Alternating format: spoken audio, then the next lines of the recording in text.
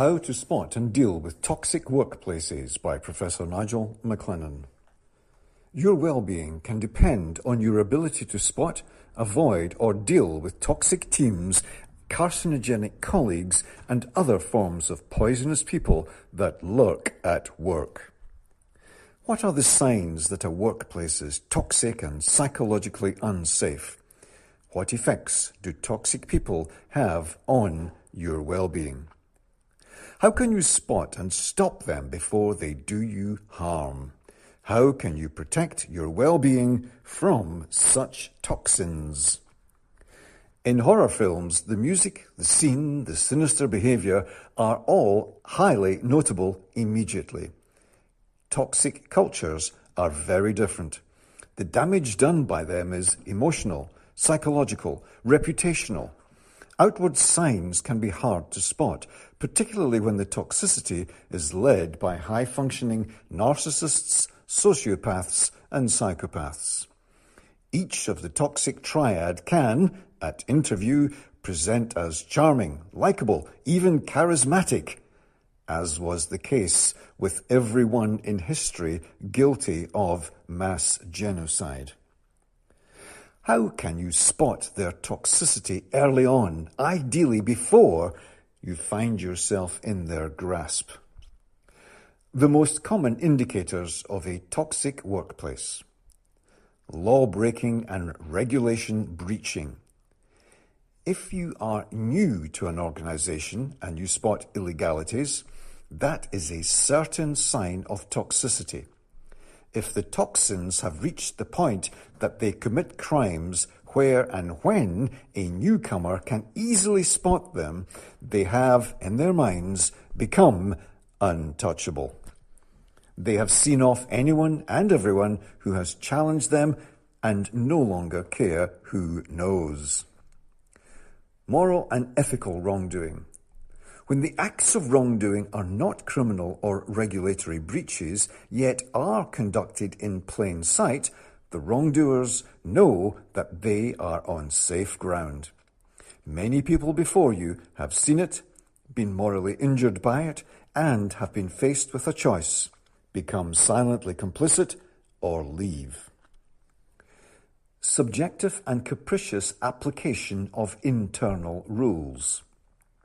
Toxic organizations apply and don't apply their own rules to suit the interest of the toxins in chief. For instance, a person may be subjected to disciplinary proceedings for challenging the toxic behavior that they are subjected to, on the grounds that they are breaching the dignity at work policy by making that challenge. Principles of natural justice are ignored and deliberately circumvented. If an investigation is launched in an attempt to legitimize illegal acts, all principles of natural justice will be ignored. The veneer of justice will be put on processes which have their outcomes predetermined by, for example, perverse terms of reference. Or direct reports will be asked to conduct an independent investigation into their own bosses. Subjective and self-serving decisions are passed off as objective and evidence-based. Self-serving opinions and claimed feelings, which are made up to suit the toxic stance taken, are regarded with the same weight as facts and evidence. Narcissists are infamously incapable of separating their feelings from reality. They present their emotions as if they were hard facts, and when challenged, go into narcissistic rage, attacking anyone who draws attention to their wrongdoing. Spin displaces standards. In toxic organizations, spin is the default setting. That is, for example, honesty, integrity, and transparency are claimed, but opacity, deceit, and duplicity are practiced. Style is valued over substance. An example of this is when noxious narcissists are promoted more than conscientious contributors. When an organization has reached the tipping point of toxicity, almost always presentation is more valued than performance. Why? Because the preservation of toxic organizations is dependent on spin. The truth cannot be admitted or told. Toxic spinners are promoted, and those who add real value start their mass exodus. Hypocritical virtue signaling. Healthy workplaces avoid virtue signaling. Instead, they live the virtues. They set an example. They don't need to virtue signal. They know actions are the best message. Toxic organizations, by contrast, talk but don't walk the virtues they espouse. As a general rule, the more an organization virtue signals, the surer you can be that they do the exact opposite of what they claim. High staff turnover. Another of the certain toxicity benchmarks is the level of staff turnover. When people are choosing to leave even before their probationary period is complete, that workplace is especially toxic. Lack of recognition and appreciation. The old adage, people join organizations and leave their managers, is true. The staff turnover associated with any one toxic leader is a measure of just how toxic that so-called leader actually is. Surveillance and spying on staff. If staff are being spied on above and beyond normal oversight, the culture is almost certainly toxic. Blame culture. When things go wrong, as they do in every organization, do the people leading the organization seek to identify the cultural, structural, or systemic reasons for the problem? Or do they move to find someone, anyone, certainly not themselves, to blame? Those leading toxic organizations play the blame game and are devoid of self-insight or self-reflection. Microaggressions, micro-invalidations, and micro-insults. In toxic organizations, the chief toxins create the culture by example. They make micro-attacks on anyone who questions or challenges them. A subtle aggression here, an invalidation of someone's experience there, and minor undermining insults are aimed everywhere they think it will give them a perceived advantage. How do they create such a toxic culture? Others see such toxic behavior going on unaddressed. When such toxicity is coming from leaders, staff know it won't be challenged. They are then faced with a choice: be subjected to it or leave the organization. Healthy people leave, and the fledgling toxic recruits remain, and the culture of toxicity grows. Blocking contradictory evidence and dissent. When people in organizations begin to block or refuse to see contradictory evidence, they are headed towards the nadir of toxicity, groupthink. In that state, everything is interpreted to validate the toxic status quo. Truth-tellers are terminated and whistleblowers are wiped out. Right-doers are reframed as wrongdoers. For example, imagine that a person asking for necessary oversight information is being denied that information on false pretexts, and then challenges those lies. In a toxic organization, the people withholding the information will reframe the legitimate requests and challenges about the lies as demonstrating a lack of trust in the obstructors. The messenger is the problem. When toxicity gets hold of an organization and people of integrity raise that issue, they are seen as the problem. Raising problems is the problem. Right is wrong. Imagine someone uncovering multiple illegalities in a toxic organization, and that person is legally obliged to alert the authorities to the legal and regulatory breaches. That lawful act is then reframed by the toxins as undermining the credibility of the leadership group. Reporting breaches of trust to the regulator is reframed as a breach of trust. Refusing to participate in dangerous, illegal, or irresponsible decisions is packaged as failing to abide by collective responsibility. George Orwell pinpointed it. In toxic organizations, newspeak and doublethink are common, and in the worst cases, they are the norm. A cubicle becomes an executive suite. A person in charge of a team of 3, including themselves, in a vast department of several hundred, becomes the vice president of... Even words are twisted to mean the opposite of the truth. War is peace, freedom is slavery, ignorance is strength.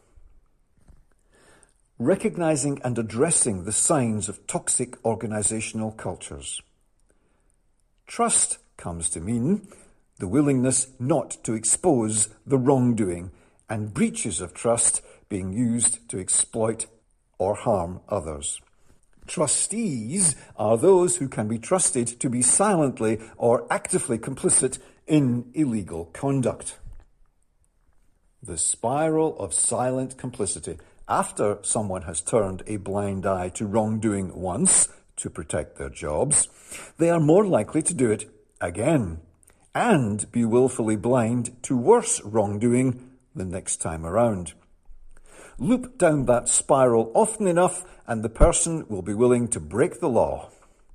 Once they have done that a few times, they are implicated and thus can be depended upon to do just about anything illegal asked of them to protect themselves. Flying monkeys. For any toxic organization to become so, there must be an army of flying monkeys. They are the minions of the toxins in chief and will do their toxic bidding on demand. Self-delusion. Almost all villains delude themselves into thinking that they are the good guys. To preserve that illusion, as George Orwell so aptly described in his landmark book 1984, toxic people practice this principle. If you want to keep a secret, you must also hide it from yourself. Silent treatment and exclusions. Are people ignored, excluded, sidelined, belittled, blanked, ghosted in your organization? If so, you are dealing with toxic people and a toxic organization. Empathy vacuum. When you or others have a personal problem, how are you treated? If there is no empathy, no support, no curiosity, then toxicity is present. One-sided loyalty is expected. If the organization's leaders expect loyalty but never show it, you are in a toxic workplace. Moving goalposts. Speak to any sales professional and they will be able to tell you of toxic companies they left for this reason. When they achieved or came close to achieving their sales targets, the goalposts were moved, and in disgust, they left and took their clients with them. Jam tomorrow. How many times have you been promised rewards tomorrow that never come? When people are promised jam tomorrow and it never arrives, trust breaks down, morale declines, and people start to secure a better tomorrow elsewhere. Toxic organizations promise jam tomorrow. Healthy organizations contractually commit to it. Ineffective regulators. Has there been a single prosecution of any toxic leader for creating a psychologically unsafe and toxic culture? If so, I can find not a single case. For as long as those who create toxic and psychologically unsafe cultures are not held to account, they will continue to increase in number. Poor or one-way communication. One of the surefire markers of toxic organizations is the communication. If meetings are one-way communication, head for the exit, ASAP. If information does not flow freely or is shrouded in secrecy and gossip, you are in a toxic environment. If leadership avoids difficult conversations or imposes unclear or unrealistic expectations, you are in a toxic workplace. Ineffective communication breeds mistrust and frustration. Ignoring or rejecting new ideas. Good leaders know that ideas are the currency of effective organizations. Toxic leaders either ignore ideas or reject them without a proper hearing. If you are required to leave your brain at home, you are certainly in a toxic workplace. Buzzwords, blah, blah, blah. When people throw the latest buzzwords into every other sentence to be seen to be using those buzzwords, you are in a toxic culture. Empowerment, engagement, sustainability are all wise, but when such words are overused to the point of becoming no more than virtue signaling, trust leaves and toxicity enters. There are many more toxic tales, too many for a short article. Steps to protect yourself from a toxic workplace. In case of toxic emergency, run, don't walk. Your health is massively important. If you find yourself in a toxic workplace, get out ASAP or sooner. The risks of damage are to every aspect of your life and health. I have provided therapy for people who have suffered the abuse of toxic cultures and can confirm it is devastating. Here are just some of the ways in which toxic workplaces can harm you. Physical health damage. Chronic stress caused by a toxic workplace can manifest as headaches, stomach aches, sleep disturbance, and weakening of your immune system, which can then in turn lead to all sorts of other more serious illnesses. Mental health harm. Exposure to constant toxicity is known to lead to anxiety, depression, and burnout. Feeling undervalued and unsupported can lead to permanent damage to your self-esteem. Performance impairment. Toxic workplaces decrease motivation, increase errors, absenteeism, and presenteeism, being present but adding no value. Being productive and creative is nearly impossible in such a toxic workplace while being surrounded by toxic people. Relationship damage. If you are subjected to toxicity at work with all the consequences above, that is bound to impact your relationship with loved ones. What can you do to protect yourself from a toxic workplace? The best advice is don't try to protect yourself, get out. If you can't get out, what can you attempt to minimize the damage? Document everything. If you experience toxicity, keep a record of incidents with dates, times, and witnesses, and the impact it had or is having on you. Set reasonable boundaries. Choose to say no to unreasonable treatment and demands, and protect your time. Maintain a positive mindset. Focus on the aspects of your work that you find enjoyable and rewarding. Connect with positive colleagues in a mutually supportive group. HR is not your friend. Do not assume that HR is there to help you. They are not. They are paid by the organization to protect the organization, and that includes protecting the organization from anyone who may blow the whistle on their toxicity. Who pays the piper calls the tune. Faced with a toxic manager or a person who may sue the company because of the toxic manager or the toxic culture, who do you think HR will turn against and seek to oust? Develop your skills. Invest in your professional development to improve your value in the marketplace. Explore other career options if necessary. Become someone so valuable that you can choose where to work and with whom and on what terms. Bottom line. Toxic people are damaged people, and they will damage you too if you let them. Damaged people usually suffer from a wide range of mental health problems. The incidence of narcissism, sociopathy, psychopathy, and other personality disorders in the workplace is high, and those types of conditions are the most intractable. Do not assume that the toxic people will change their behavior. They won't, they can't. Do not try to change them. Your first responsibility is to protect your health and that of your family from them. If you are in a toxic workplace, what steps will you take to get out? And if you can't get out, what steps will you take to protect yourself?